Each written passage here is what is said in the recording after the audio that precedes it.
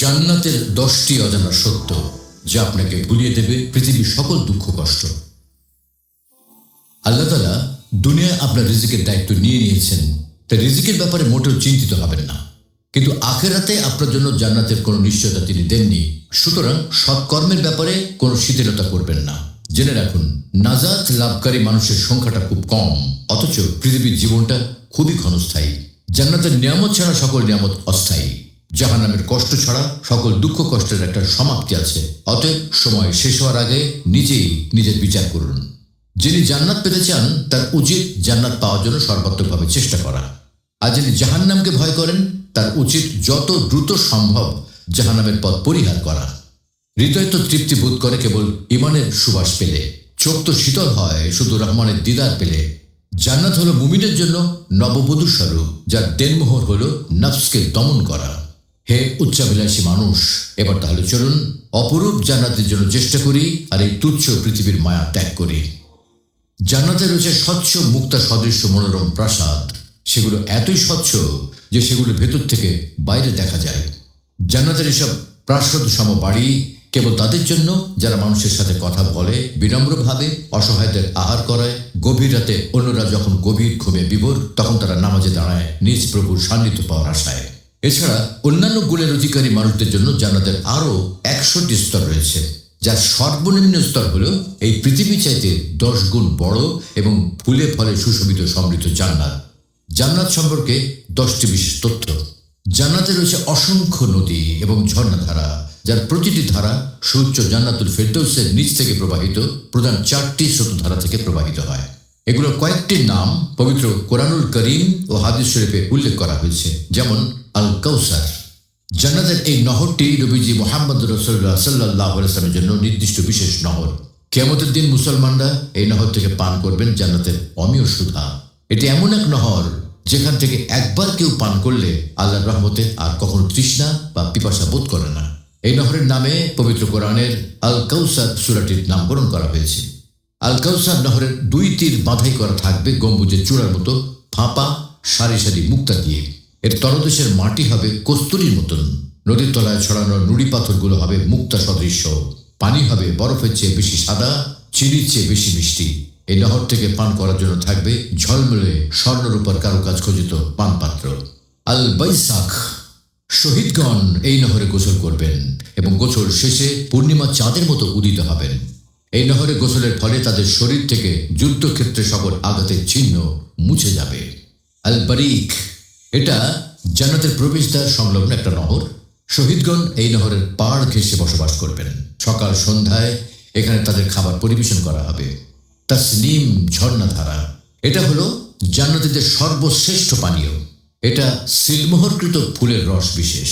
শুধুমাত্র আল্লাহ নৈকট্যশীল বান্দারা এটা পান করবেন। এতে মিশ্রিত থাকবে সুঘ্রাণ কস্তুরীর মিশ্রণ। সালসাবিল ঝর্ণাধারা, এটা জান্নাতবাসীর জন্য বিশেষ রকমের পানীয়। এতে থাকবে আদার মিশ্রণ। কাফুর ঝর্ণাধারা, সৎকর্মশীল মানুষেরা এই ঝর্ণাধারার পানীয় পান করবেন। এতে সুগন্ধি কর্পূর গাছের মিশ্রণ থাকবে।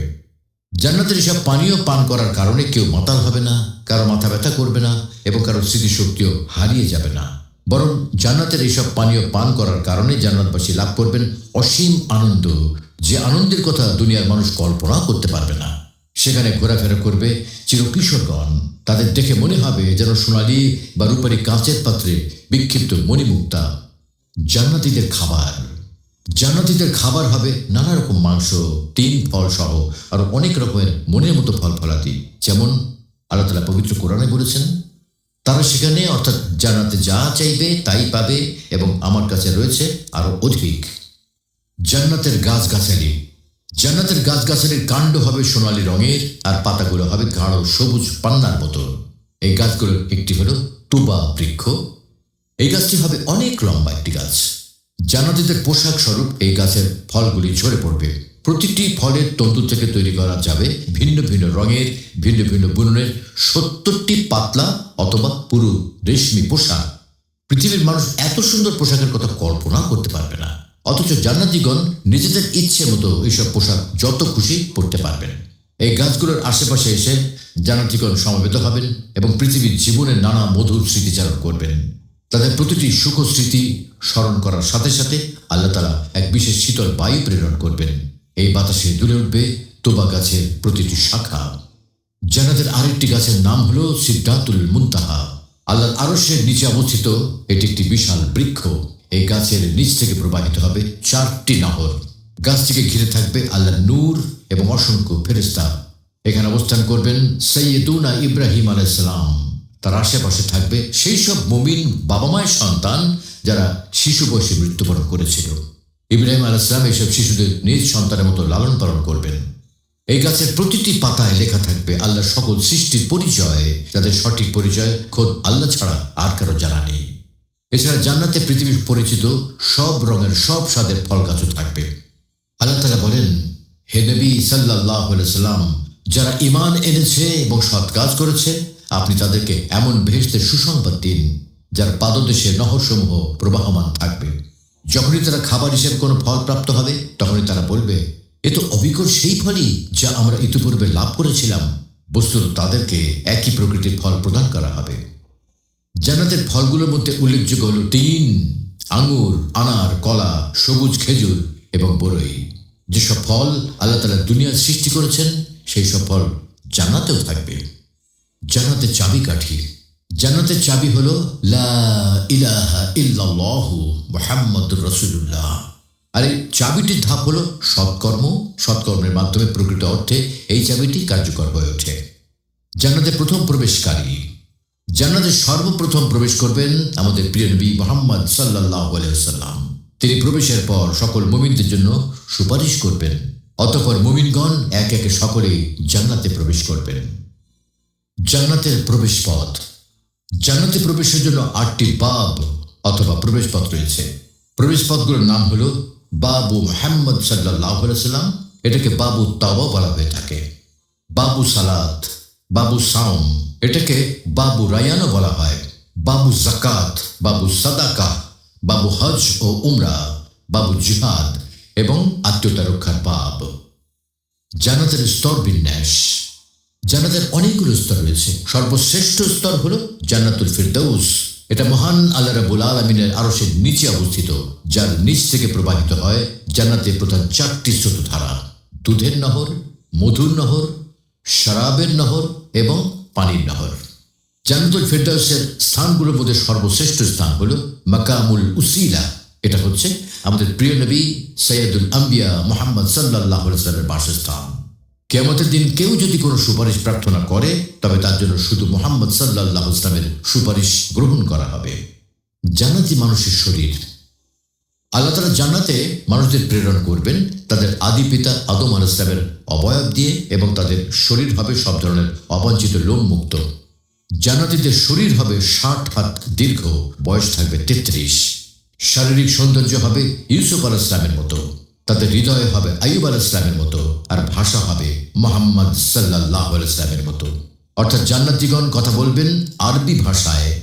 আল্লাহ তাআলা জান্নাতীদের দান করবেন সব ধরনের মানবীয় গুণ এবং সবটুকুন সৌন্দর্য। তারা কখনো বৃদ্ধ হবেন না, চিরকাল হয়ে থাকবেন টকটকে যুবক। জান্নাতি রমণী।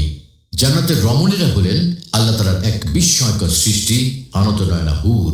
তাদের সম্পর্কে পবিত্র কোরআনে আল্লাহ তাআলা বলেন, তারা যারা প্রবাল ও পদ্মরাগ সদৃশ্য রমণী। অন্য আরেকটি সূরায় আল্লাহ তাআলা বলেন, যেখানে থাকবে আনত নয়না হুরগণ আবরণে রক্ষিত মতির ন্যায়। আল্লাহ তাআলা আরো বলেন, যেন তারা আবরণের সুরক্ষিত টিন। জান্নাতি রমণীগণ হবেন শ্যামল সজীব, কোমল মসৃণ ত্বকের অধিকারী সুন্দরী নারী। তাদের কেউ যদি পৃথিবীতে একবারও কি মারত তবে নিমেষেই গোটা পৃথিবীটা আলোকিত হয়ে যেত। জান্নাতের সর্বশ্রেষ্ঠ নিয়ামত হলো আল্লাহ তাআলার দিদার বা স্বচক্ষে আল্লাহকে দেখতে পাওয়া। এ বিষয়ে আল্লাহ তাআলা পবিত্র কোরআনে বলেছেন, যেদিন অনেক মুখমণ্ডল উজ্জ্বল হবে তারা তাদের পালনকর্তার দিকে তাকিয়ে থাকবে।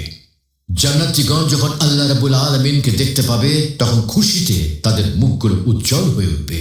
রাসূল সাল্লাল্লাহু আলাইহি ওয়াসাল্লাম ইরশাদ করেন, জান্নাতীগণ যখন জান্নাতে প্রবেশ করবে তখন আল্লাহ তাআলা তাদেরকে বলবেন, তোমরা কি চাও যে আমি আমার অনুগ্রহ আরো বাড়িয়ে দিই?